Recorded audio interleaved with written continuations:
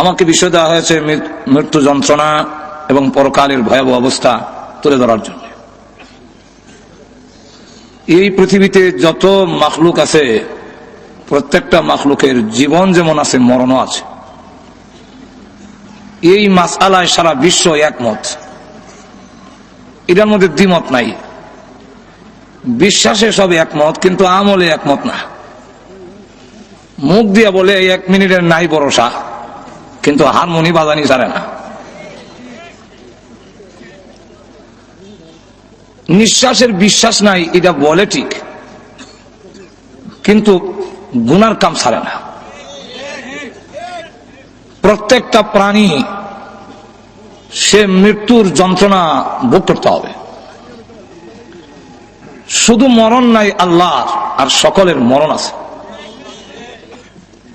এই পৃথিবীতে যা আছে সব ধ্বংসশীল। আল্লাহ নিজে বলেন, কুল্লু মান আলাইহা ফান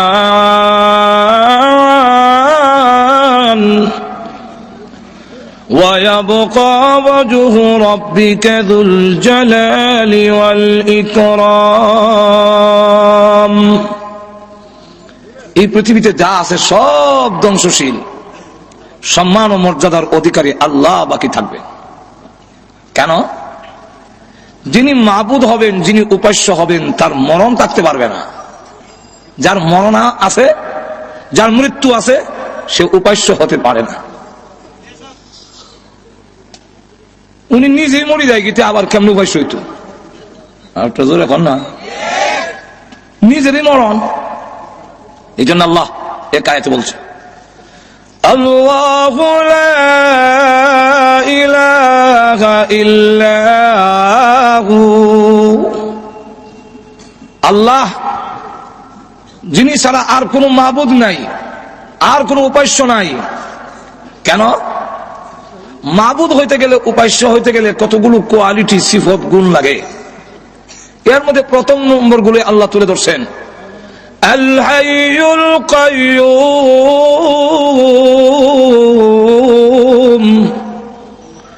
তিনি চিরঞ্জীব, যার মরণ নাই। মরবেন তো ক্ষুধা হবেন কিভাবে? আল্লাহ বলেন, মূর্তির উপাসনা যারা করো, তোমার এই মূর্তি কেমনে উপাস্য হইল? তোমার বিবেক একবারে নষ্ট হয়ে গেল। একটু লক্ষ্য করে দেখো, তোমার এই মূর্তি মুর্দা, জিন্দা নয়। একটু জোরে কন, আমওয়াতুন গায়রু আহইয়া।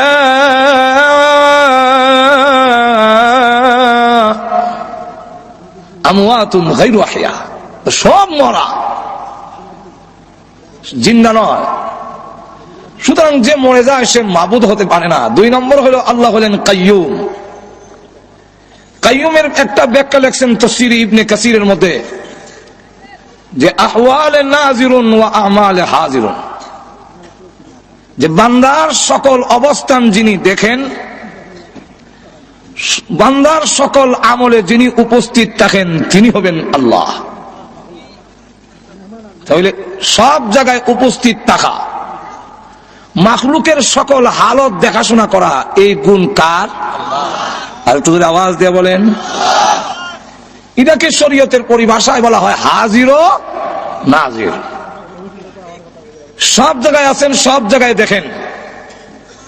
আর আশা দেওয়া করলে হাজির নাজির হয় না। মাঝে মাঝে দেখে, মাঝে মাঝে দেখে না, এর নাম হাজির নাজির না। মাঝে মাঝে আমি দেখলাম, মাঝে মাঝে দেখি না। আমিও কয়েকটা মাহফিল আওয়াজ আওয়া করি। ঘুমাই গেছেন নাকি? আমাকে কেউ হাজির নাজির বলবেন কেন? শুধু হাজির নাজির, আমি তো বড় না, ছোট। এই 6-7টা মাহফিলে আসা যাওয়া করি, এই জন্য আমাকে কেউ হাজির নাজির বলবে? এরকম আসা যাওয়া করলে হাজির নাজির হয় না। যেরকম ঠিক কিনা? আমরা এখানে যে সময় ছিলাম না, এই সময় আল্লাহ ছিলেন কিনা? এখন আছেন কিনা? চলে গেল থাকবেন কিনা? আমাদেরকে এখন দেখেন কিনা? ঘরের ভিতরে গেলে, পাড়ের ভিতরে, গাতার ভিতরে, সর্ব অবস্থায় আল্লাহ। এরকম যোগ্যতা না থাকলে তিনি আল্লাহ হতে পারেন না। তিনি উপাস্য হতে, যাক ওই দিকে আমি এখন যাওয়ার সময় নাই। মোট কথা হলো আল্লাহ রাব্বুল আলামিন চিরঞ্জীব, আল্লাহ সবসময় আছেন, সবসময় থাকবেন। আর আল্লাহ ছাড়া পৃথিবীর যা আছে সব হলো মাখলুক, মাখলুকের মৃত্যু আছে, ধ্বংস আছে। কম এই মৃত্যুটা আমাদের নিয়ন্ত্রণে নয়, এটাও আল্লাহর নিয়ন্ত্রণে। আমাদের বেঁচে থাকা যেমন আল্লাহর নিয়ন্ত্রণে, আমাদের মরণটাও কার নিয়ন্ত্রণে? আল্লাহ। আল্লাহ রাব্বুল আলামিন তার রাসূলকে বলেন, হে নবী আপনিও বলেন। কি বলবো? আল্লাহ বলে দিয়েছেন, কুল ইন্না সালাতি ওয়া নুসুকি ওয়া মাহইয়ায়া ওয়া মামাতি লিল্লাহি রাব্বিল আলামিন।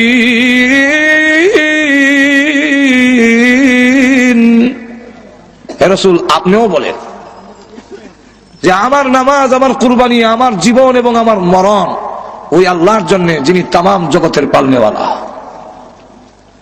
শুধু বিশ্ব নবীর মরণ জীবন আল্লাহর হাতে।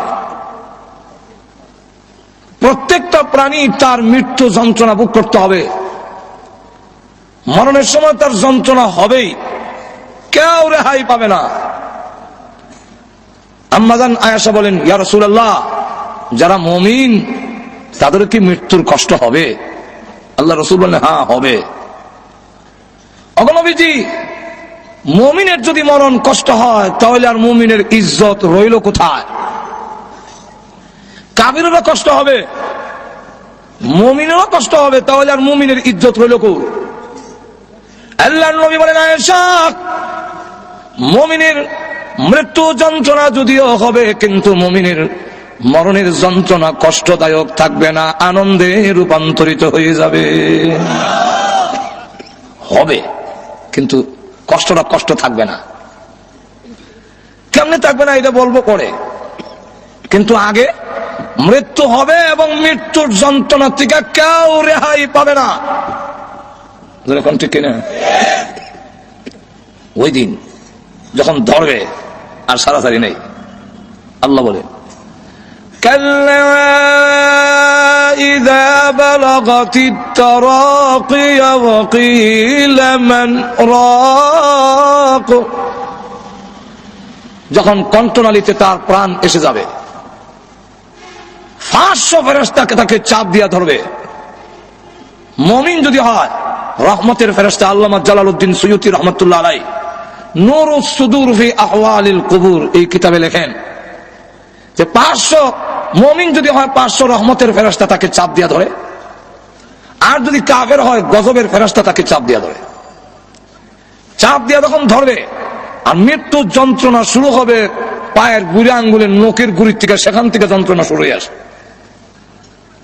চাপ দিয়া যখন ধরে, এইভাবে চাপতে চাপতে কণ্ঠনালীতে যখন জান আইব, দম আইব, বুঝিলেছি আর কোন কেউ সারানি সম্ভব না। জনসম্পদ যা আছে সব দিবে, কিন্তু ফেরেশতা ছাড়ে না।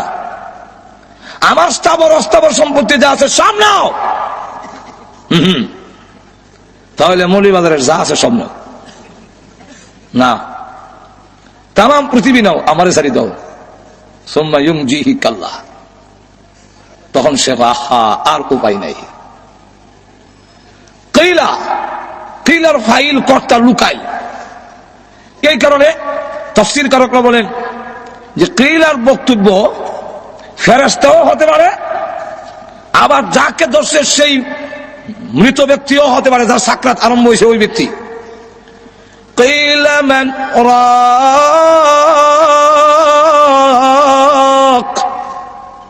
যদি ফেরেশতা হয় বলবে, বলো এখন কোথায়? দুর্নীতিবাজকে ধরলে, চোর ডাকাতকে ধরলে, দলীয় লোক হইলে উপর থেকে মন্ত্রীর অর্ডার আসে, ছেড়ে দাও, দিস ইজ মাই অর্ডার। এখন কই আসেনি কেউ আমাদের হাত থেকে তোমাকে ছাড়াতে পারে? ঝাড়ফুঁক করনেওয়ালা, তদবির করনেওয়ালা কোন ডাক্তার কবিরাজকে আছে যা ছাড়াতে পারবে? আর যদি বক্তব্য ওই সাকরাতগ্রস্ত রোগীর মানুষের হয়, তাহলে বলবে মান রাক, ওই আমার ঝাড়ফুঁক করনেওয়ালা, এখন আমাকে ঝাড়ো, আমাকে ছাড়াও। কিন্তু দেখবে কোন সারা শব্দ নাই, কেউ জবাব দেয় না। তখন তার ইয়াকিন, বিশ্বাস হয়ে যাবে যে এখন আমার যেতেই হবে, আমার বিদায়ের সময় এসে গেছে, এখন কেউ আমাকে ধরে রাখতে পারবে? একটু ধরে কন। وظن أنه الفراق,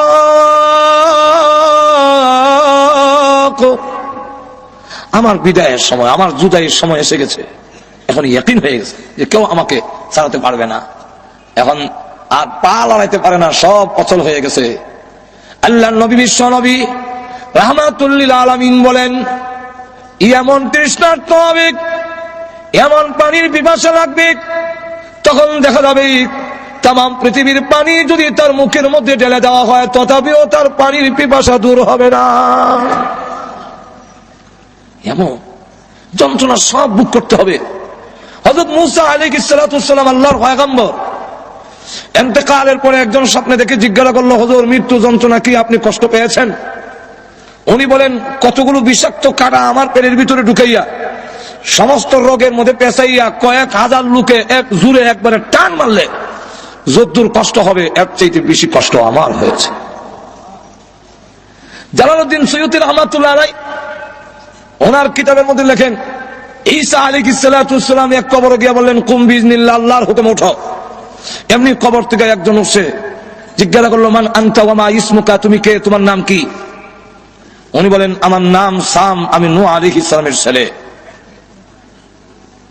হযরত ঈসা আলাইহিস সালাতু ওয়াস সালাম কয়েকটা প্রশ্ন করেছিলেন, আমি যেই পয়েন্টটা আপনাদেরকে বুঝাইতে চাই, উনাকে ঈসা আলাইহিস সালাম জিজ্ঞাসা করলেন, আপনি কি আবারও কবরে যেতে চান না দুনিয়াতে থাকতে চান? যদি থাকতে চান আমি আল্লাহর কাছে বলবো, ফরিয়াদ করব, আল্লাহ আপনাকে কয়েকদিন পৃথিবীতে থাকার সুযোগ যেন দেয়। হযরত সাম আলাইহিস সালাম বলেন, ও ভাই ঈসা, এখন যদি আমি আবার দুনিয়াতে থাকতে চাই আর আমার ভিতরে যে রূহ আসছে, আমি যে জিন্দা হইছি, এই রূহকে নেওয়ার জন্য আবারও আজরাইল আসবে? হযরত ঈসা আলাইহিস সালাম বলেন, আপনি আল্লাহর পয়গম্বর, আপনি আজরাইলকে এত ভয় পান কেন? হযরত সাম আলাইহিস সালাম বলেন, আপনার সাথে তো এখনো আজরাইলের দেখা হয়েছে না, আপনি কি বুঝবেন?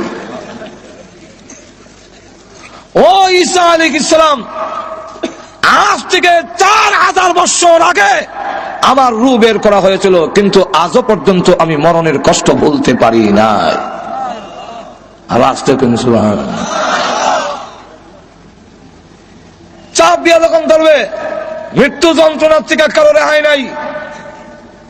আল্লাহর নবী বিশ্বনবী রাহমাতুল লিল আলামিন যেদিন পৃথিবী থেকে বিদায় হয়ে যাবেন, আম্মা জান আয়েশা বলেন, আমার ধারণাটা পাল্টে গেল। বিশ্বনবীকে চাদর দিয়ে আবৃত করে রেখে দেওয়া হয়েছে।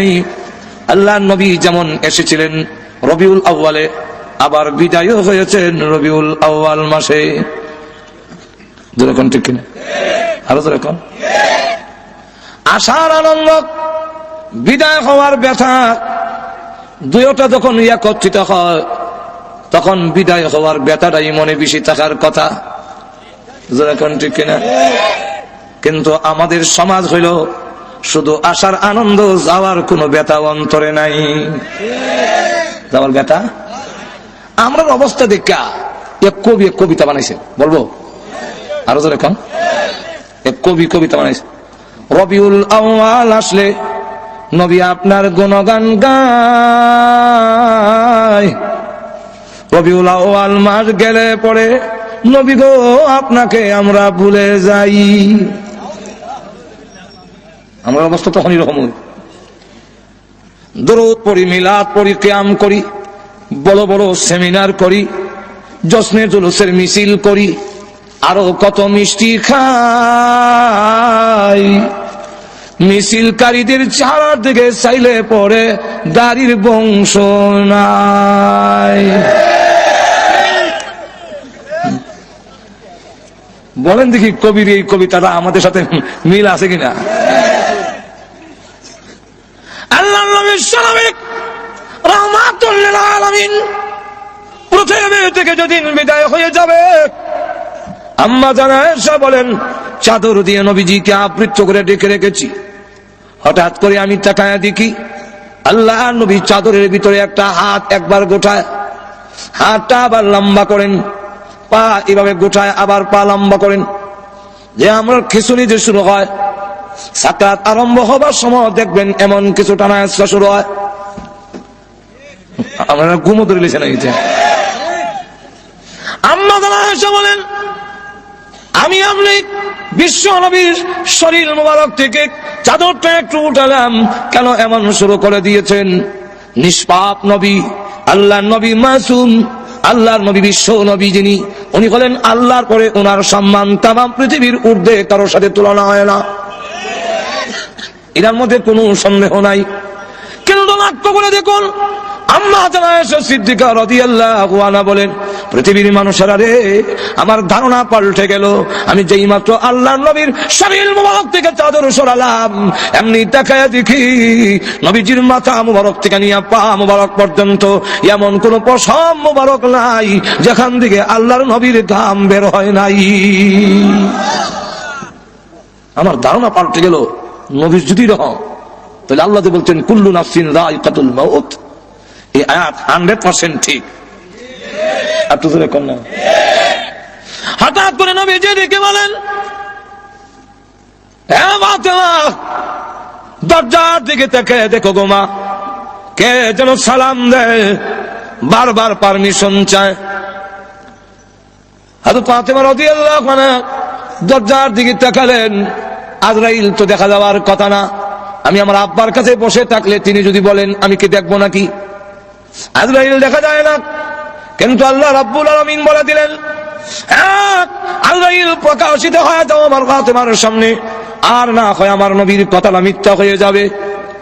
হযরত ফাতেমা রাদিয়াল্লাহু আনহা দরজার দিকে তাকায়া বলেন, আব্বা, এমন একজন মানুষ দরজার সামনে দাঁড়ায় আছে, আব্বা গো, যার বডি, যার সুরত মক্কা মদিনার কারোর সঙ্গে কোনো মিল নাই, দুনিয়ার কারোর সঙ্গে মিল হবে না, এমন বড় আকৃতি, পা মাথা অনেক বড়, আর সমস্ত শরীর কাপড় দিয়া ঢাকা, দুইটা চোখ বড় বড় অগ্নিলোকটার মতো। আল্লাহর নবী কেমন, ওগো আব্বা জান, এমন আকারের মানুষ আমার জিন্দেগিতে কোনোদিন দেখিনি। আল্লাহর নবীর মাথা মুবারকে ব্যথা, বুকে ব্যথা, তারপরও উনি বহু কষ্টে দরজার দিকে তাকিয়ে বললেন, মা হাযা মালাকুল মউত, হাযা হাজিমুল লাজ্জাত ইয়ানিল মউত। তিনি বলেন আজরাইল মালাকুল মউত, তিনি হলেন দুনিয়ার সমস্ত স্বাদ কর্তনকারী, যিনি দুনিয়ার সমস্ত স্বাদ মজা কেটে দেয়, সেই আজরাইল গোমা হাজির হয়েছে। হযরত ফাতেমা রাদিয়াল্লাহু আনহা বলেন, ওগো আব্বা জান, এই মুহূর্তে কেন তিনি আসলেন? কয়েক সপ্তাহ ধরে আপনি অসুস্থ, এই মুহূর্তে কেন এসেছেন? আমার বুঝবার বাকি নাই, আপনাকে নেওয়ার জন্য এসেছেন। না, পারমিশন দিব না, অনুমতি দেওয়া হবে না আপনার এই ঘরে ঢুকার জন্য। আব্বা, আপনি পৃথিবী থেকে বিদায় হয়ে গেলে আমি কোথায় যাব? কার কাছে দুঃখ প্রকাশ করব? হাসান হোসেন কার কাছে গিয়া প্রবোধ নেবে? না, পারমিশন দিব না। আল্লাহর নবী রেখে বলেন, ও ফাতেমা, দরজা বন্ধ করে রাখতে পারো, কিন্তু জেনে রাখো আজরাইলকে ফিরায় রাখা সম্ভব নয়। মাগো, কারো পারমিশন নেয় না, কারো ঢুকার জন্য আজরাইল অনুমতি নেয় না। এটা আমার সম্মান, এটা আমার মর্যাদা, আমার অনুমতি নিয়ে ঢুকতে চায়। অনুমতি যদি না দাও, সে কিন্তু অনুমতি ছাড়া ঢুকার পারমিশন তাকে আল্লাহ দিয়ে রেখেছেন। সুতরাং পারমিশন দিয়ে দাও, অনুমতি দিয়ে দাও, জানায়া দাও আমি বলেছি ঘরে ঢুকার জন্য। আজরাইলকে যখন অনুমতি দেওয়া হলো, তিনি এসে বলেন, আসসালাতু ওয়াসসালামু আলাইকা ইয়া রাসূলুল্লাহ, আল্লাহ আমাকে পাঠিয়েছেন, আপনি যদি যেতে চান গো আপনাকে নিয়ে যাব, তাতে যদি চান আল্লাহ হায়াত বাড়ায়া দিবে, কোনটা করবেন? আল্লাহর নবী বলেন, তুমি অপেক্ষা করো, যাবো কি যাব না এখন বলবো না, হাত্তা ইয়াতিয়ানি জিবরাইল, জিবরাইল আমার কাছে আসার আগ পর্যন্ত তুমি অপেক্ষা করো। জিবরাইল আসার পরে আল্লাহর নবী লিখে বলেন, জিবরাইল, আজরাইল বলে আমার নাকি যাওয়ার সময় হয়ে গেছে, তোমার মতামত কি? জিবরাইল আলাইহিস সালাতু ওয়াস সালাম তখন কোরআন শরীফের একটি আয়াত তিনি পড়লেন, ইন্নাকা মাইতুন ওয়া ইন্নাহুম মাইতুন। ওগো নবী, আল্লাহ আগেই বলেছেন আপনিও মরণশীল, তারাও আপনার দুশমনরাও। আমার মা বুঝুনি কেন, কিছু হা না কর না কেন? রাসূলকে বলতেছেন ইন্নাকা মাইতুন ওয়া ইন্নাহুম মাইতুন, আপনিও মরণশীল, আপনার দুশমনরাও মরণশীল। আল্লাহর নবী বুঝে ফেললেন জিবরাইল ইঙ্গিত দিয়েছে চলে যাওয়ার জন্য। নবীজি কান্দেন। জিবরাইল ডেকে বলেন, ইয়া রাসূলুল্লাহ, ইয়া হাবিবাল্লাহ, আপনি আপনার বন্ধুর দরবারে যাবেন, রফিক আলা, পরকালে আপনার নাজ নেয়ামত ইহকালের চাইতে আরো অনেক বেশি। নবীজি সম্মান বেশি হবে, আপনি কান্দেন কেন? নবীজি বলেন, জিবরাইল, আমি আমার জন্য কান্দি না। কার জন্য কাঁদছেন? ফাতেমার জন্য। ফাতেমাকে আল্লাহ আগেই তো আপনার মধ্যে সুসংবাদ দিয়েছেন, জান্নাতের সর্দারনি হবে। নবীজি বলেন, না, আমি ফাতেমার জন্য কান্দি না, হাসান হুসাইনের জন্য কান্দেন। হাসান হুসাইনকে সুসংবাদ দেওয়া হয়েছে, তারা জান্নাতের যুবকদের লিডার হবে। নবীজি বলেন, না, হাসান হুসাইনের জন্য কান্দি না, কান্দি আমার গুনাহগার উম্মতের জন্য। জিবরাইল বলেন, হুজুর, উম্মতের জন্য কান্দার দরকার নাই। নবীজি, আপনি কেন কান্দেন? আপনার উম্মতের নাম ঠিকানা সহ সবগুলো আপনার রওজাতে পৌঁছাইয়া দেওয়া হবে। নবী যাওয়ার দরকার হয় না, বিশ্ব নবী কোথাও যাওয়ার প্রয়োজন নাই, দুরূদ আর সালাম আনার জন্য নবী যাওয়ার দরকার নাই। কারণ নবী কেন নিবেন? নবী কেন আসবেন? আমার ডাকে নবী আসবেন। যদি আমি দামি হই, তাহলে আমার ডাকে আরেকজন আসবে। ঠিক কিনা? হুজুর যদি ডাক দেখে ওই দিকে আইব, এখন কি আপনারা কবেন হুজুর দিকে? যার দাম বেশি ওনারা ডাক দেওয়া কখন জানাবেন? আপনি আয়া নেন। আল্লাহ নবীর সম্মান বেশি, নবীকে বলা যায় না নবী আসেন, আয়া নেন, দুরূদ সালাম গেল একটা। আর একটা হইল, আমরা দুরূদ আর সালাম পড়ি, এগুলা কি নবীর লাভ না আমাদের লাভ? লাভটা কার? তাহলে দুরূদ সালাম পৌঁছানির ব্যবস্থা তো আমরা না করতাম, লাভ আপনার আর রাসূল নিত। আমার লক্ষ্য বলে দেখুন, আল্লাহ নবী বিশ্ব নবী রাহমাতুল লিল আলামিনকে জিবরাইল আলাইহিস সালাতু ওয়াস সালাম বলতেছেন, ইয়া রাসূলুল্লাহ, ইয়া হাবিবাল্লাহ, আল্লাহর নবী গো, কান্নার দরকার নাই, আপনার উম্মতের দুরূদ আর সালাম পৌঁছাইয়া দেওয়া হবে। আমিও আছি, একজন ফেরেশতা আল্লাহ তৈরি করে রেখেছেন। পৃথিবীর যতগুলো মাখলুক আছে, আম্মার ইবনে ইয়াসির থেকে বর্ণিত হাদিস, ওই ফেরেশতার ততটা কান আছে। পৃথিবীর যেই কোনো জায়গায় যেই কোনো লোক যদি দুরূদ পড়ে, তার বাবার নাম, দাদার নাম, সদ্য গোষ্ঠীর নাম সহ ঠিকানা সহ মুহূর্তের মধ্যে আল্লাহর নবীর কাছে পৌঁছাইয়া দেওয়া হয়। নবী নেওয়ার দরকার নাই। নবীজি কান্দেন না, আপনার উম্মতের সংবাদ আপনি পেয়ে যাবেন। এটাও তো আল্লাহ আগে আপনাকে জানাইয়ে দিয়েছেন। নবীজি ডাক দেবেন, জিবরাইল, উম্মতের সংবাদ পাবো কি পাবো না, এই জন্য কান্দি না জিবরাইল। সন্তান যদি ইংল্যান্ড থাকে আর ভালো অবস্থানে থাকে, তাহলে সংবাদ না পাইলেও মা বাবার মনটা কিছু হইলেও শান্তি থাকে। ছেলে খোঁজ খবর নেয় না, কিন্তু অন্যের মারফতে জানতে পারে ইংল্যান্ড, লন্ডনের মধ্যে তার ছেলে খুব ভালো পজিশনে আছে, সম্মানী আছে, কিছু হইলেও শান্তি পায়। আমার না দেখ, আমার ছেলে তো ভালো আছে। সংবাদ যদি নাও পাই, আমার উম্মত যদি এই পৃথিবীতে ভালো অবস্থানে থাকে, তাহলে আমার তো সংবাদ পাওয়ার দরকার নাই। এটা আমার বিষয় নয়।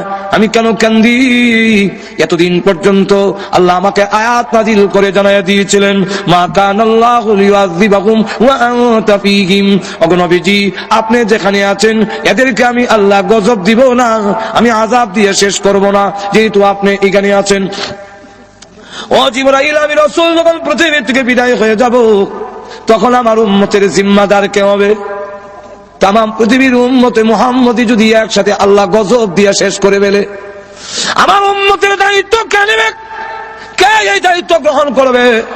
এমনি আল্লাহ ডাক দিয়া বলেন, ওরে জিবরাইল, আমার বন্ধুকে বলো চোখের পানি মুছে ফেলার জন্য। আর কাঁদতে হবে না, আর কাঁদতে হবে না। এখন থেকে আনা কাফিলুম মিনহুম, আমি স্বয়ং আল্লাহ তার উম্মতের জিম্মাদার হয়ে গেলাম।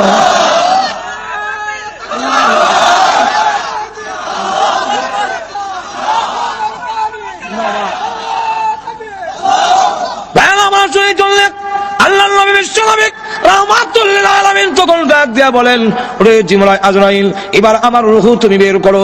এমনি জিবরাইল আজরাইল যখন নবীজির সিনা মুবারকে হাত রাখলেন, ফি কবজির রূহিহি, রাসূলের রূহ মুবারক কবজ করবেন। আল্লাহ নবী জিজ্ঞাসা করেন, আজরাইল, তুমি আমার বুকে হাত রেখেছো, মনে হয় যেন উহুদ পাহাড়টা আমার বুকে রেখে দিয়েছো। আজরাইল বলে, আল্লাহর নবী, এত সহজে কারো রূহ বের করি নাই, কোনদিন করব না। এরপরে এরকম আল্লাহর নবী বিশ্ব নবী রাহমাতুল লিল আলামিন একটি পাত্রের মধ্যে হাত ভিজায় মুখের মধ্যে মালিশ করে আর বলে, আল্লাহুম্মা বির রাফিকিল আলা, আল্লাহুম্মা ইন্নী আউযু বিকা মিন সাকরাতিল মাউত ওয়া গামারাতিল মাউত। মরণ বুঝি এত কষ্ট বুঝি মরণ। আমার সাকরাতের যন্ত্রণা থেকে, মৃত্যু যন্ত্রণা থেকে কেউ রেহাই পাবে না, সকলেই মৃত্যু যন্ত্রণা ভোগ করতে হবে, জানবীর করতে এত কষ্ট হবে। আর আল্লাহ রাব্বুল আলামিন কোরআনে উল্লেখ করে দিয়েছেন, ওয়ান্নাজিআতি গারকা ওয়ান্নাজিআতি গারকা ওয়ান্নাশিতাতি নাশতা। ওয়ান্নাজিআতি গারকা ওয়ান্নাশিতাতি নাশতা, এটা দুই দলের কথা, দুই রকম আল্লাহ বলে দিয়েছেন যে কাফিরদের রূহ, আল্লাহর নাফরমানদের রূহ যখন বের করবে, কিভাবে বের করবে এটার একটা এক্সাম্পল দিলে আপনাদের বুঝতে সুবিধা হবে। এক্সাম্পলটা হলো, জীবনে কেউ আলোক তুলছেন কিনা, আলোক তুলছেন কিনা জানি না, কিন্তু আমি তো জীবনে আলোকও তুলছি। আলোক চিনেন না আপনারা? চিনেন শাপলা? শালুক যে মাটির তলে, তাই পানির তলে, আর হাতা থাকে হাতা, আর আলোকটা নিচে বলতে মাটির নিচে, পানির নিচে না, খালি পানি না, মাটির নিচে। তো এইভাবে টার্গেট ঠিক করতাম, হাতটা ধরে আলোকটা কই আছে, এর করে ডুব দিয়া গিয়া পুতা দিয়ে আঙ্গুল দিয়া আলোক বাইর করিয়া পাতা উতা সিরিয়া বেগত হইতাম, আবার আর একটা তুলতাম। আল্লাহ বলেন, ওয়ান্নাজিআতি গারকা।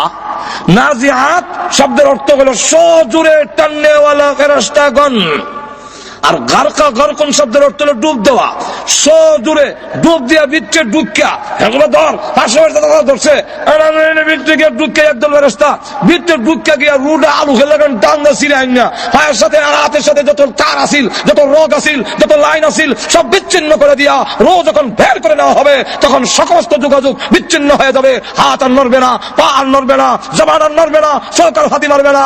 এখন দেখা যায় আর না গান নিতে পারে না, মাথায় বুঝে না, সকল যোগাযোগ বিচ্ছিন্ন করে দেওয়া হবে। যেদিন ওই টান দেওয়া হবে তখন বুঝবা মৃত্যু যন্ত্রণা কারে কয়। জোরে কোন ঠিক কিনা? ওয়ান্নাশিতাতি নাশতা। ওয়ান্নাশিতাতি নাশতা এর অর্থ হইল মৃদু ভাবে, হালকা ভাবে গিরো কুলনেওয়ালা ফেরেশতাগণ। এটাও তাফসীরের কিতাবে উদাহরণ দিছে এইভাবে। আমরা দেশে ফুটকা বেলুন ছিলেন তো আপনারা, বেলুনটারে তখন ফু দিয়া, বাতাস দিয়া ফু দেয়, ফু দিলে বেলুনটা অনেক বড় হয়, মুখটার মধ্যে একটা বান দেয়, দিলে বেলুনটা আসিল মুর্দা, ওখানে হয়েছে জিন্দা। এখন দেখবেন বেলুন উপরে উঠে পিছনে নামে, এমনি যায় এমনি যায়। ঠিক কিনা? এটার ভিতরে রু হয়েছে।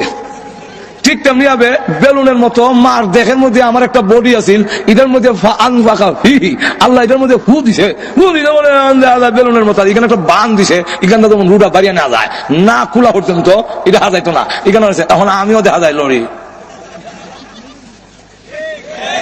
আর না, আমারও নড়াচড়া। এখন ওই বেলুনের বান্ডা খুললে দেওয়ার সময় কিছু হইলো যাতা দেওয়া লাগবো বান্ডা খুলতে গেলে, কারণ এটা সিরা দিচ্ছে আমার দিছে,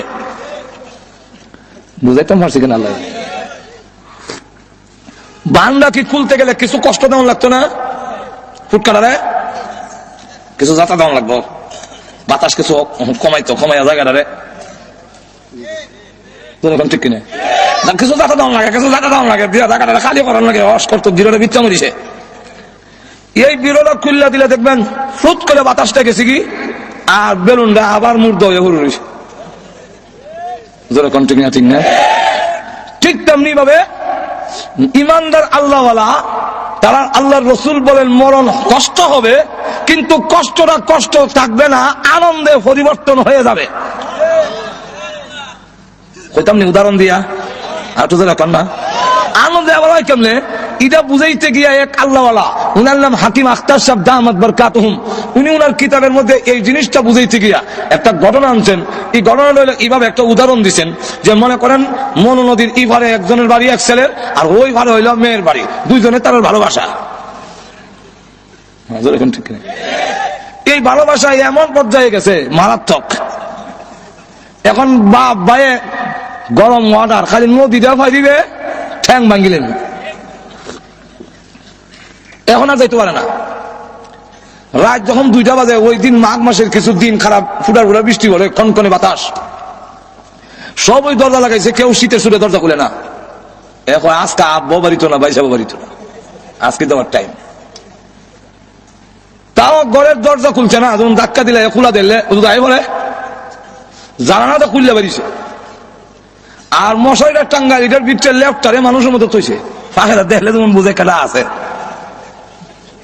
দিয়া।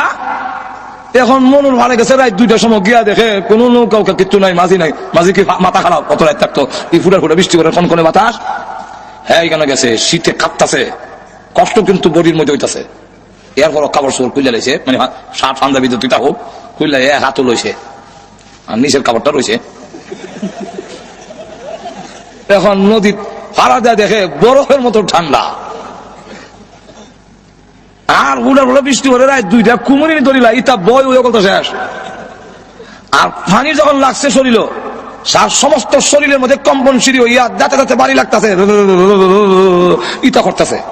কিন্তু এরপরে যত আগায়, যত হাত অগ্রসর হয়, বৃত্তে কিন্তু খুশি, দাঁতে বাড়ি লাগে, আর শরীর ইতা করতেছে, কিন্তু বৃত্তে বৃত্তে আনন্দ তার প্রেমিকারে গিয়া দেখি লইব। এই কারণে তার এই নদীর পথের সমস্ত কষ্ট তার যেমন আনন্দের হয়ে যায়, মুমিনের অন্তরে আল্লাহর মহব্বত সবচেয়ে বেশি। মৃত্যুর সাগরে যখন পানি দেয়, যত যন্ত্রণা আছে, আল্লাহ হওয়ার আশা, জান্নাত পাওয়ার আশা, সমস্ত দুঃখ যন্ত্রণা তার জন্য আরামের হয়ে যায়।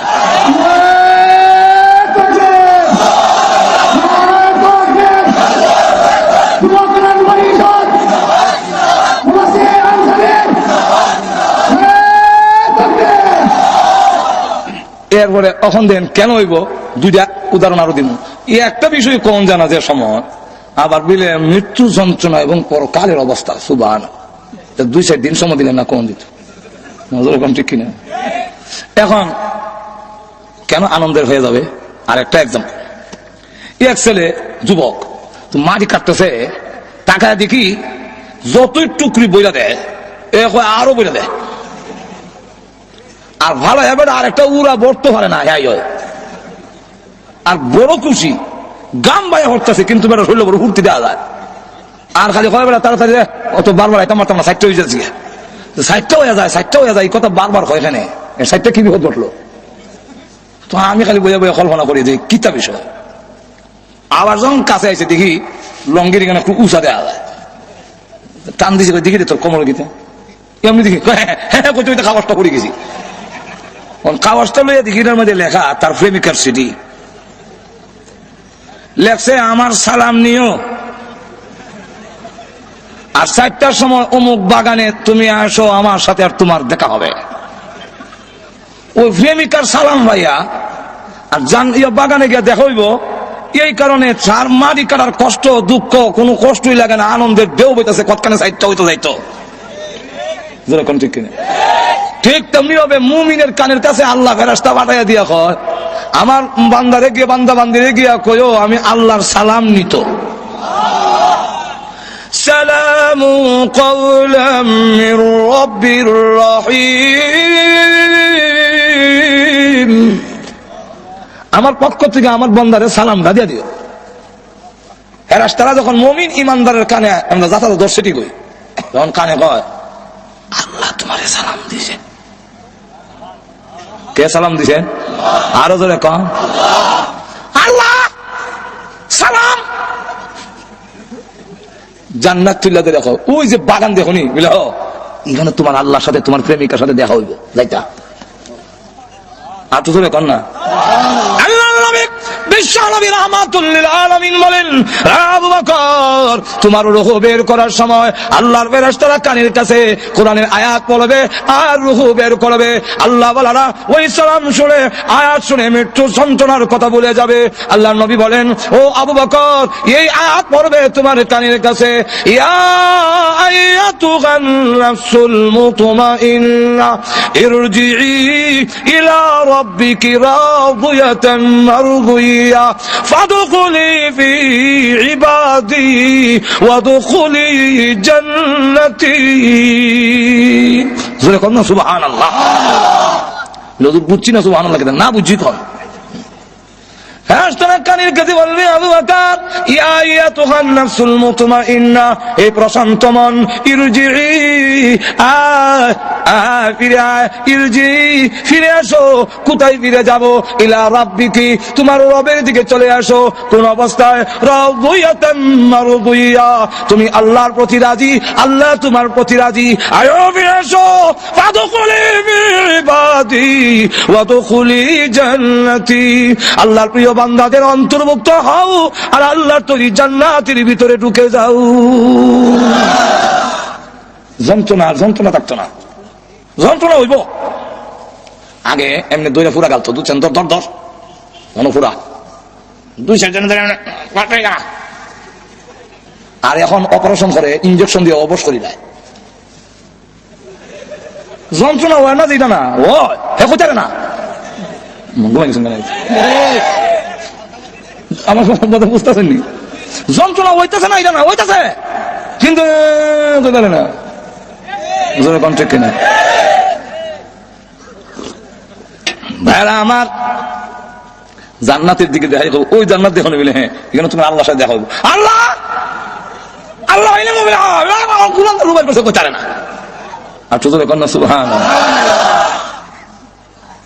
আল্লাহ আরো উদাহরণ দিতাম নি? ওখানে না আপনারা হাসপাতাল নিয়ে খতনা করাইলেন, আমরা ছোট সময় তো খতনা করাই তো আজম আইয়া যেমন খালি দেখছি আজম এক দৌড় দিয়ে এই বাড়ি সাগা আর এক বাড়ির গরুর গোয়াইলের ভিতরে গিয়ে লুকাইছি। দইটা অনেকে বড় ভাই কোন সময় বিদায় করে দিছি ওটারে, আদিকা না আমি তোর বড় ভাই না, আদি মিয়া জল চকিত বয়াইছে। আর আজম জোর করে না যখন বয়াই দিছে, বয়াই দিয়া 2 ঠ্যাং 2 দিকে আর কল্লা মুখ দিকে বুড়াইয়া আমি ধরছে কি ধরার মতো ওরকম ঠিক কিনা? এই যে ধরার মতো ধরছে, এমন সময় দেখা যায় আল্লাহ ধরার মতো ধরছে আর খালি বেটা আত্মার যন্ত্র বাইল করতেছে, এটা কাপড়ের মধ্যে কি পাউডার লাগাইতেছে, ব্যান্ডিস বন্ডিস আর যন্ত্রপাতি দেখা এখনো করলাম আমার গায়ে সইছে না, ধরছে না, কিন্তু দেখবেন চিল্লাই মরি যাই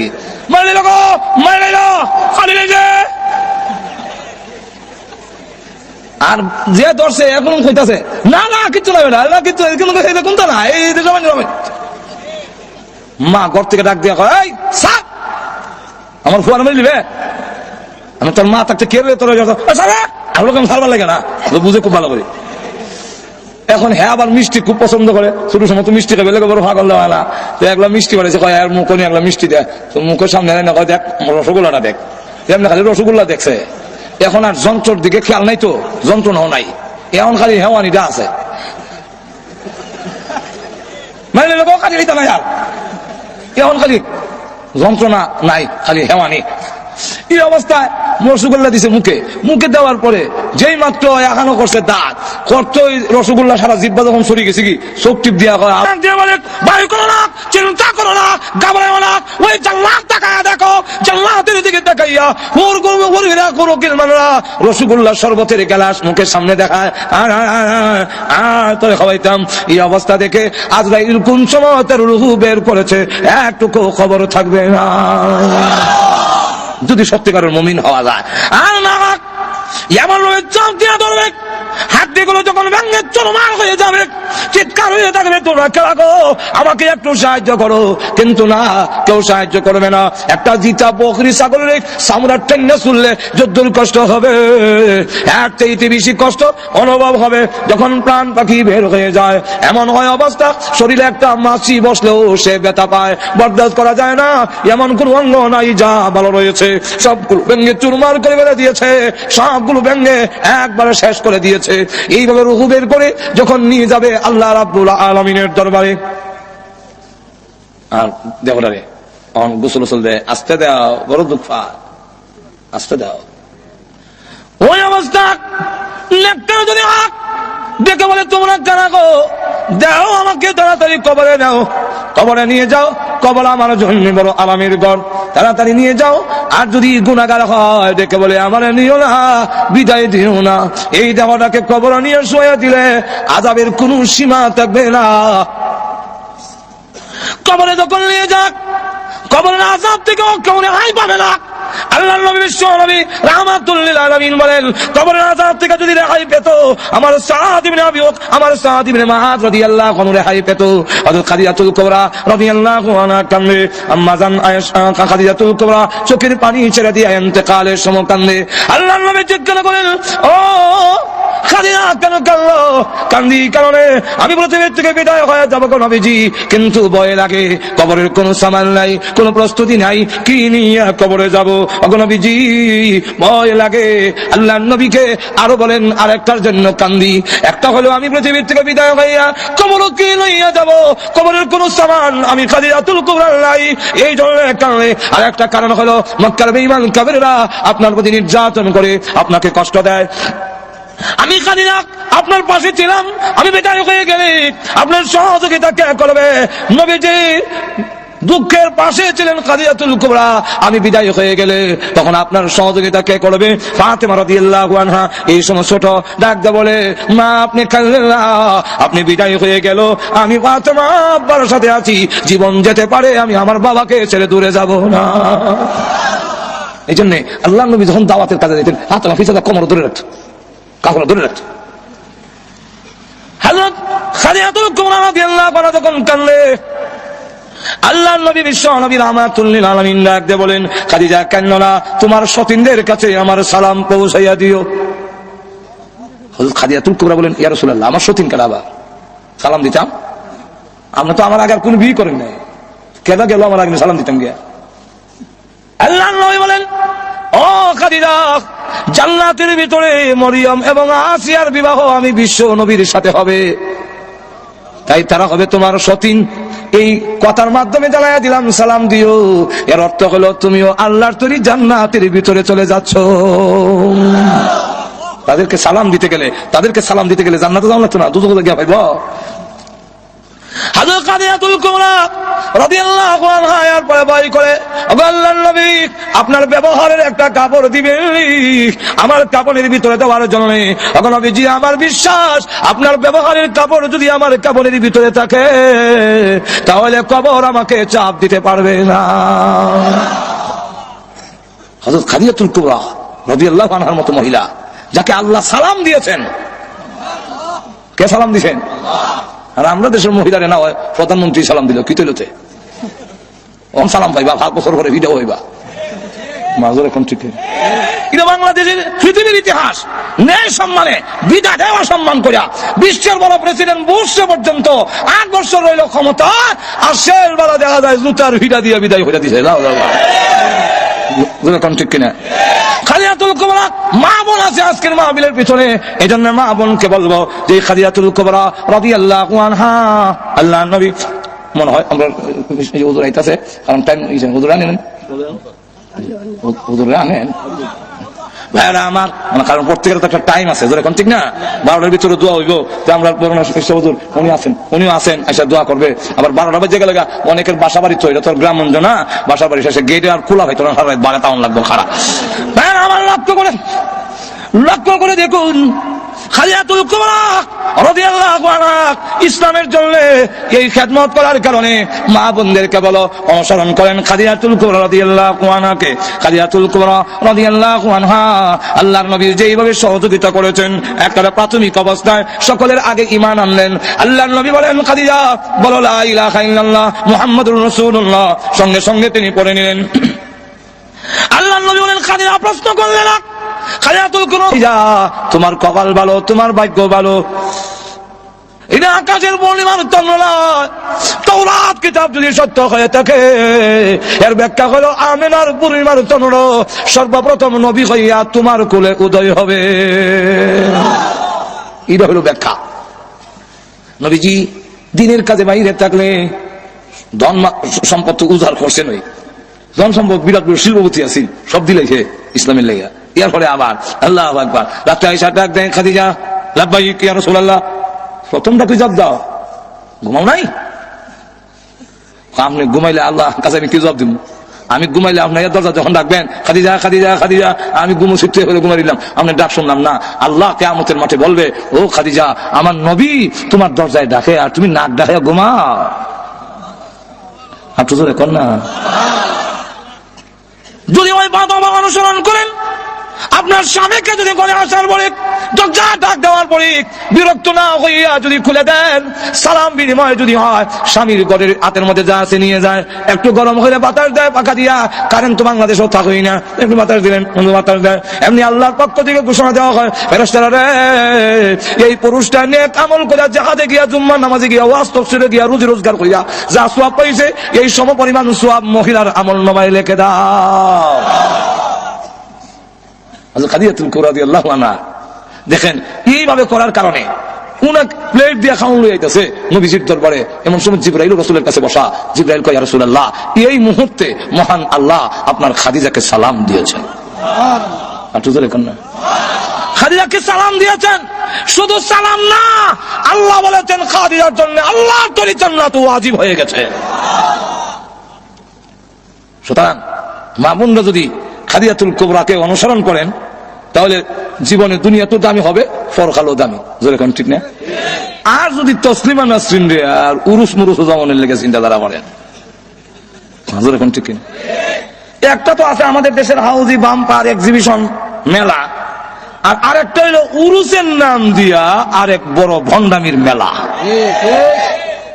এটা তো কি দেখা যায়, বেডা বেডি, জডা জডি, যুবক যুবতী, লাউ ডকি, গুতা গুতি, ভাড়া বাড়ি, গাঞ্জার দুয়ায় কিয়ামতের অন্ধকার। কন্যা ওইগুলোর থেকে এইগুলা না গিয়ে 5 ওয়াক্তের নামাজ পড়েন।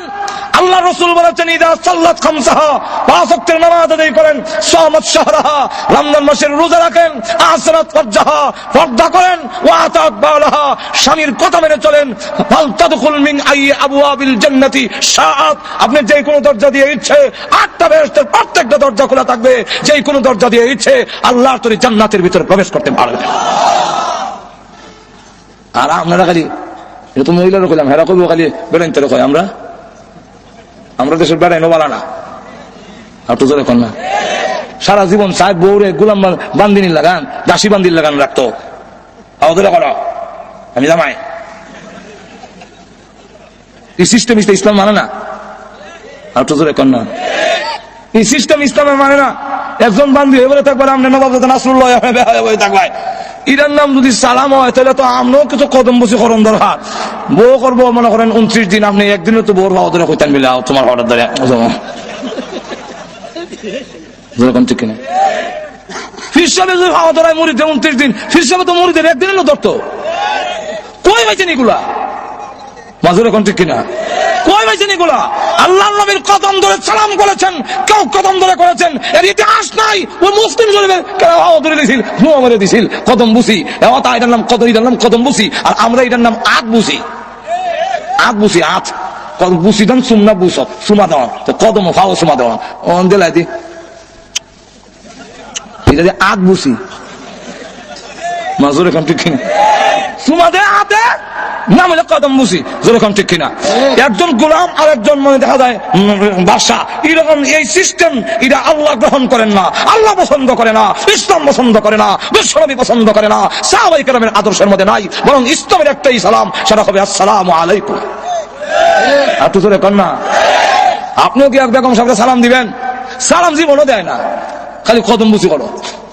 আবার মামা শ্বশুর আইলে, মামা শ্বশুর করো গো, মামা শ্বশুর 10 হাত দূরে, বউ নমারিত খাবলায়, মামা শ্বশুর কিন্তু আবার লাগতো না গো, লাগতো না, বাচ্চা দেখো